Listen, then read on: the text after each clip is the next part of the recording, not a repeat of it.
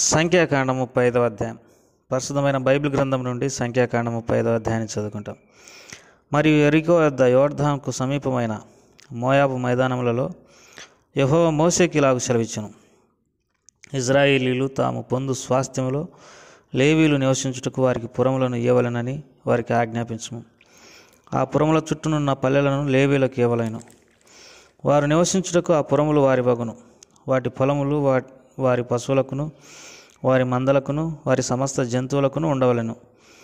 మీరు లేవీలకిచ్చు పురముల పల్లెల ప్రతి పురము యొక్క గోడ మొదలుకొని చుట్టూ 1000 మూరలు, మరియు మీరు ఆ పురముల వెలుపట నుండి తూర్పు దిక్కున 2000 మూరలను, దక్షిణ దిక్కున 2000 మూరలను, పడమటి దిక్కున 2000 మూరలను, ఉత్తర దిక్కున 2000 మూరలను కొలవలెను. ఆ నడుమ పురములు ఉండవలెను. అది వారి పురములకు పల్లెగా నుండును. మరియు మీరు లేవీలకిచ్చు పురములలో 6 ఆశ్రయపురములు ఉండవలెను. నరహంతకుడు వాటిలోనికి పారిపోనట్లుగా వాటిని నియమింపవలెను. అవియుగాక 42 పురములను ఇవ్వవలెను. వాటి పల్లెలతో కూడా మీరు లేవీలకు ఇవ్వవలసిన పురములన్నీ 48. మీరు ఇచ్చు పురములు ఇజ్రాయేలీయుల స్వాస్థ్యముల నుండియే ఇవ్వవలెను. మీరు ఎక్కువైన దానిలో ఎక్కువగాను తక్కువైన దానిలో తక్కువగాను ఇవ్వవలెను. ప్రతి గోత్రము తాను పొందు స్వాస్థ్యం చొప్పున తన పురములలో కొన్నిటిని లేవీలకు ఇవ్వవలెను. మరియు యెహోవా మోషేకి ఇలాగు సెలవిచ్చెను. నీవు ఇజ్రాయేలీయులతో ఇట్లను, మీరు యోర్దాను దాటి కానాను దేశంలోకి వెళ్ళిన తర్వాత ఆశ్రయపురములుగా ఉండుటకు మీరు పురములను ఏర్పరచుకొనవలెను. పొరపాటున ఒకని చంపినవాడు వాటిలోనికి పారిపోవచ్చును. తీర్పు పొందుటకై నరహంతకుడు సమాజం ఎదుట నిలుచు వరకు వాడు మరణశిక్షణ అందకూడదు. కనుక ప్రతి హత్య చేయవాడు రాకుండా అవి మీకు ఆశ్రయపురములుగా ఉండును. మీరు ఇవ్వవలసిన ఆ పురములలో 6 ఆశ్రయపురములు ఉండవలెను. వాటిలో యోర్దాను ఇద్దరిని 3 పురములను ఇవ్వవలెను. కానాను దేశంలో 3 పురములను ఇవ్వవలెను. అవి మీకు ఆశ్రయపురములుగా ఉండును. పొరపాటున ఒకని చంపిన ఎవడైనాను వాటిలోనికి పారిపోవచ్చును. ఆ పురములు ఇజ్రాయేలులకును పరదేశులకును మీ మధ్య నివసించు వారికి ఆశ్రయమై ఉండును. ఒకడు చచ్చునట్లు వాని ఇనుప ఆయుధంతో కొట్టువాడు నరహంతకుడు. ఆ నరహంతకునికి నిశ్చయంగా మరణశిక్ష విధింపవలేను. ఒకడు చచ్చునట్లు మరొకడు రాతితో వాని కొట్టగా దెబ్బతినినవాడు చనిపోయిన ఎడల కొట్టినవాడు నరహంతకుడగును. ఆ నరహంతకుడు నిశ్చయంగా మరణశిక్ష నందును. మరియు ఒకడు చచ్చునట్లు మరి ఒకడు చేతికర్రతో కొట్టగా దెబ్బతినినవాడు చనిపోయిన ఎడల కొట్టినవాడు నరహంతకుడగును. ఆ నరహంతకుడు నిశ్చయంగా మరణశిక్ష నందును. హత్య విషయంలో ప్రతి హత్య చేయవాడు తానే నరహంతకుని చంపవలేను. వానికి అనుగుణినప్పుడు వాని చంపవలేను. ఒకడు చచ్చునట్లు వాని పగబట్టి పొడిచినను లేక పొంచి ఉండి వాని మీద దేనినైనా వేసినను, లేక ఒకడు చచ్చునట్లు వైరం వలన చేతితో వాని కొట్టినవాడు నరహంతకుడు నిశ్చయంగా వాని చంపవలేను. నరహత్య విషయంలో ప్రతి హత్య చేయవాడు ఆ నరహంతకుని కనుగొనినప్పుడు వాని చంపవలేను. అయితే పగబట్టగా హఠాత్తుగా వాని పొడిచినను, పొంచి ఉండక వాని మీద ఏ ఆయుధమునైనను వేసినను, వాని చూడక ఒకడు చచ్చునట్లు వాని మీద రాయి పడవేసినను, దెబ్బతినినవాడు చనిపోయిన ఎడల కొట్టినవాడు వాని మీద పగబట్టలేదు, వానికి హాని చేయగొరలేదు.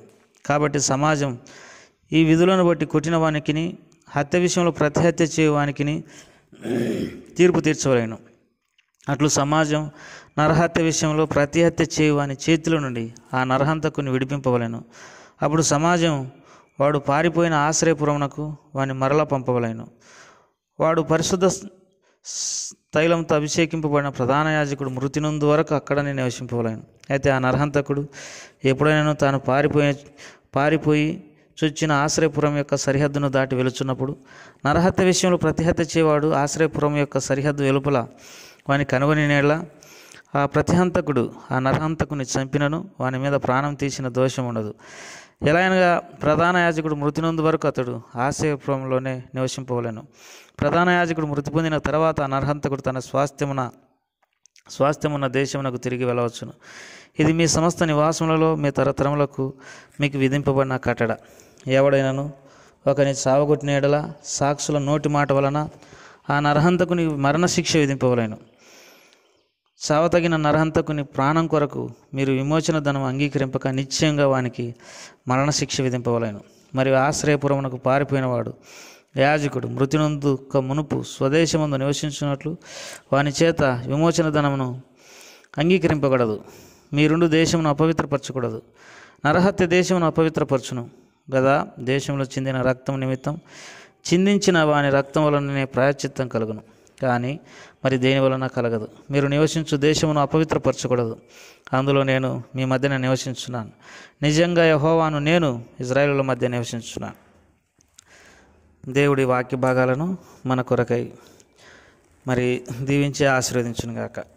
ప్రియమైన సోదరి సోదరులారా, ఈ దినం సంఖ్యాకాండం 35వ అధ్యాయాన్ని చదువుకున్నాం. ఈ సంఖ్యాకాండం 35వ అధ్యాయంలో లేవీయుల గురించి దేవుడు ఇజ్రాయేలులకు ఆజ్ఞాపిస్తూ వచ్చినాడు. లేవీయులకు మరి కొన్ని పల్లెలు, మరి వారు నివసించుటకు కొన్ని పురాలు వారికి ఇవ్వాలనని దేవుడు వారికి తెలియజేస్తూ వచ్చినాడు. నిజమే, లేవీయులకు మరి కొన్ని పల్లెలు అవసరము, వారు నివసించడానికి పురాలు అవసరం. అయితే ఈ పురాలు, ఈ పల్లెలు, వాటి చుట్టూనున్న కొంత స్థలము, ఇవన్నీ కూడా ఇజ్రాయేలులే లేవీయులకు ఇచ్చి ఉన్నారు. దేవుడు ఇజ్రాయేలులతో సెలవిచ్చినాడు, మరి మీ మధ్యన లేవీయులకు స్వాస్థ్యం లేదు, వారి స్వాస్థ్యము నేనే. అయితే మీరు లేవీయులను చేయుడవద్దు అని దేవుడు ఇజ్రాయేలులకు సెలవిస్తూ వచ్చినాడు. లేవీయులకు దేవుడు యాజకత్వ సేవ అప్పగించినాడు. మరి కనుక వారిని కాపాడాల్సినటువంటి బాధ్యత ఇజ్రాయేలులదే. దేవుని సేవ చేయుచున్నటువంటి వారిని కాపాడాల్సినటువంటి బాధ్యత మరి దేవుని నమ్మినటువంటి విశ్వాసులదే. వారిని ఎంత మాత్రము చేయి విడవకూడదు. వారికి మనము సహాయపడాలి. వారి బాగోగులు మనం చూడవలసినటువంటి వారమై ఉంటున్నాం. వారిని మనం పట్టించుకోవాలి. వారి విషయమై మనం శ్రద్ధ కలిగి ఉండాలి. దేవుని వాక్యంలో ఒక మాట యెహెజ్కేలు గ్రంథంలో చదువుకుంటాం. మీరు పిసుకు ప్రతి ముద్దలో ఇజ్రాయేలీలు పిసుకు ప్రతి ముద్దలో మొదటిది మరి లేవీయులదే అని దేవుడు సెలవిస్తూ వచ్చినాడు. కనుక మనము లేవీయులను ఎంతో జాగ్రత్తగా కాపాడాల్సినటువంటి వారమైంటున్నాం. ఎందుకంటే దేవుడు వారిని ఏర్పరచుకున్నాడు కనుక వారిని భద్రపరచడం, వారికి కావాల్సినటువంటి సరఫరా చేయడం, ఇవన్నీ కూడా మరి లేవీయులే, ఇజ్రాయేలీలే వారి నిమిత్తమై జరిగించాలి. తర్వాత ఇంకొక విషయాన్ని కూడా ఇక్కడ మనం గమనించగలం. సంఖ్యాకాండం 35వ అధ్యాయంలో లేవీయులు తాము నివసించే స్థలంలో 6 ఆశ్రయపురాలను ఏర్పాటు చేయమని దేవుడు సెలవిస్తూ వచ్చినాడు.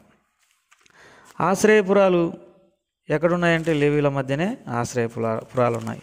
ఈ ఆశ్రయపురాలు ఎందుకనంటే మరి ఎవడైనా పొరపాటున ఇంకొకరిని చంపితే మరి ఆ చంపబడినటువంటి వాని బంధువు ఆ చంపిన వాడిని చంపడానికి ప్రయత్నం చేయను. అలాంటి ఎప్పుడు తప్పించుకోవడానికి ఈ ఆశ్రయపురాలు ఏర్పాటు చేయమని దేవుడు సెలవిస్తూ వచ్చినాడు.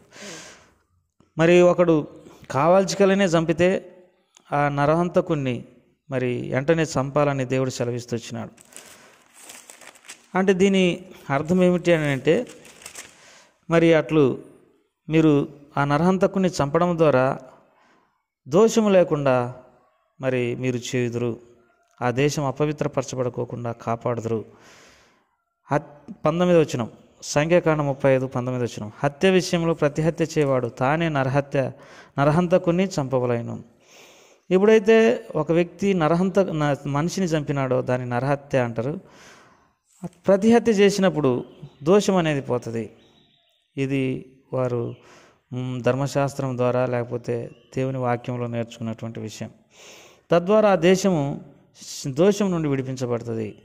ఎందుకనంటే సంఖ్యాకాండం 35:33 వచనంలో మీరుండు దేశమును అపవిత్రపరచకూడదు, నరహత్య దేశమును అపవిత్రపరచును కదా. దేశంలో చెందిన రక్తం నిమిత్తం చిందించిన వాని రక్తం వలనే ప్రాయశ్చిత్తం కలుగును, కానీ మరి దేని వలన కలగదు. మీరు నివసించు దేశమును అపవిత్రపరచకూడదు, అందులో నేను మీ మధ్యన నివసించున్నాను. నిజంగా యెహోవాను నేను ఇజ్రాయేలుల మధ్య నివసించున్నాను. కాబట్టి మీరున్న దేశమును అపవిత్రపరచకూడదు. ఎక్కడ అపవిత్రత ఉందో, ఈ అపవిత్రత అనేది రకరకాలుగా దేశంలో ఉంటుంది. నరహత్య చేయడం ద్వారా, దొంగతనం చేయడం ద్వారా, అబద్ధం ఆడడం ద్వారా, విగ్రహారాధన చేయడం ద్వారా, పొరుగువాని భార్యతో వ్యభిచారం చేయడం ద్వారా ఇట్లు ఆ దేశము లేకపోతే ఆ కుటుంబము లేకపోతే ఆ గ్రామము రకరకాల పాపాలను బట్టి దోషాన్ని కట్టుకుంటుంది. మానవులు చేసేటటువంటి ప్రతి పాపమును బట్టి గ్రామాలు, పట్టణాలు, దేశము మరి పాపం కట్టుకుంటుంది, అపవిత్రమైపోతుంది. కాబట్టి ఈ అపవిత్రత ఉన్న స్థలాలలో దేవుడు నివసించడు. మీరు నివసించు దేశమును అపవిత్రపరచకూడదు, అందులో నేను మీ మధ్య నివసించున్నాను. నిజంగా యెహోవాను నేను ఇజ్రాయేలుల మధ్య నివసించున్నాను. వాస్తవమే దేవుని యొక్క ఉద్దేశం, దేవుని యొక్క ఆలోచన ఏమిటి అని అంటే దేవుని ప్రజలమైన మన మధ్య నివసించాలని. కానీ మనలో ఉన్న అపవిత్రతను బట్టి చూపుల ద్వారా, తలంపుల ద్వారా, నడత ద్వారా, జీవితంలో అనుదిన కార్యకలాపాలలో జరిగే పాపాన్ని బట్టి దేవుడు మన మధ్య ఉండలేకపోతా ఉన్నాడు. మనము అబద్ధమాడినప్పుడు, మోసం చేసినప్పుడు, అసూయపడినప్పుడు, గుద్దులాడుతున్నప్పుడు, కొట్లాడుతున్నప్పుడు, పోరాటాలు కలిగి ఉన్నప్పుడు, ఒకరి మీద ఒకరు ఆధిపత్యాన్ని చెలాయించాలని అనుకున్నప్పుడు, ద్వేషాలు కలిగి ఉన్నప్పుడు, వ్యభిచరించినప్పుడు, మరి విగ్రహారాధన చేయనప్పుడు, వీటన్నిటి వలన మనం ఏమనుకుంటాం? ఏం కాదు అని అనుకుంటాం. వీటన్నిటి వలన దోషము వెంటాడి మన మధ్య దేవుడు ఉండకోకుండా వెళ్ళిపోతాడు. అనేక మంది జీవితాలలో నెమ్మది లేని స్థితి, ఆరోగ్యం లేని స్థితి, సంతోషం లేనటువంటి స్థితి, ఎంత దేవునికి ప్రార్థన చేస్తున్నా దేవుడు అంగీకరించినటువంటి పరిస్థితి ఏంటి? ఎందుకోసమని అంటే మరి వారు దోషాన్ని కట్టుకున్నారు, పాపాన్ని కట్టుకున్నారు. ఎన్నో పాపాలు చేసినప్పటికీ, అబద్ధమాడిన, మోసం చేసిన, వ్యభిచరించిన, దొంగతనం చేసిన, చెడు పనులు చేసిన, జూదమాడిన, సారాయి తాగిన, మరి బీడి సిగరెట్లు తాగి తమను తాము అపవిత్రపరుచుకున్న, ఎన్నో లోక సంబంధమైన ఆచారాలు ఆచరించిన, దేవుణ్ణి విడిచిపెట్టి ఇష్టానుసారంగా జీవించిన మనం అదేం కాదు అని అనుకుంటుంటాం. దీనివలన దోషం మరి మన మీదకి వచ్చును. అంతేకాదు దేవుడు మనతో కూడా ఉండకోకుండా వెళ్ళిపోవును. మనం దేవుని పోగొట్టుకున్నటువంటి వారమవుతాము. కొన్ని వాక్య భాగాలు మనం దేవుని వాక్యంలో చదువుకోగలం. న్యాయాధిపతుల గ్రంథం 2వ అధ్యాయంలో ఇజ్రాయేలీలు మరి దేవుని అనుసరించక బయలుకు తమ చుట్టూ ఉన్న దేవతలను అనుసరించడం వలన, వాటికి పూజించడం వలన దేవుడు వారికి శత్రువైనాడు. వారు పోయిన ప్రతి స్థలమందు దేవుడు వారికి శత్రువై వారిని బాధ పెట్టుటకు పూనుకున్నాడు. వారికి ఎంతో హీనదశ కలిగింది. దేవుడు మనకు శత్రువు అవ్వడం, మనల్ని విడిచిపెట్టి మనకు తోడుగా ఉండడానికి బదులుగా దేవుడు మనకు శత్రువు అవ్వడం ఎంతో విచారకరమైన సంగతి. అంతేకాదు మరి న్యాయాధిపతుల గ్రంథం 16వ అధ్యాయంలో దేవుడు సంసోను నేర్పరచుకున్నప్పటికీ తాను చేసినటువంటి పాపాన్ని బట్టి, అనగా దెలీలాతో వ్యభిచారము, తర్వాత మరి వేశ్యలతో చేసినటువంటి పాపము, వీటన్నిటిని బట్టి దేవుడు అతన్ని ఎడబాసినని సంఖ్యాకాండం 16వ అధ్యాయంలో చదువుకుంటాం. మరి మొదటి సమూయేలు గ్రంథంలో సౌలును విడిచి దేవుడు అతనికి పగవాడైనట్టుగా దేవుని వాక్యంలో చూడగలం. అతడు కూడా దేవుని ఆజ్ఞలను అనుసరించక తన ఇష్టానుసారంగా నడుచుకుంటూ వచ్చిండు కాబట్టి దేవుడు అతన్ని విడిచిపెట్టినాడు. రూతు గ్రంథంలో 1వ అధ్యాయంలో నయం అంటది, యెహోవా నాకు విరోధి అయినాడు అని అంటది. ప్రియమైన సోదరుడా, దేవుడు మన మధ్య నివసించినప్పుడు మనకెంతో ఆశీర్వాదం. మన గ్రామాలలో నివసించినప్పుడు, మన దేశంలో నివసించినప్పుడు, మన సంఘాలలో నివసించినప్పుడు, మన గృహాలలో నివసించినప్పుడు మనకెంతో ఆశీర్వాదం.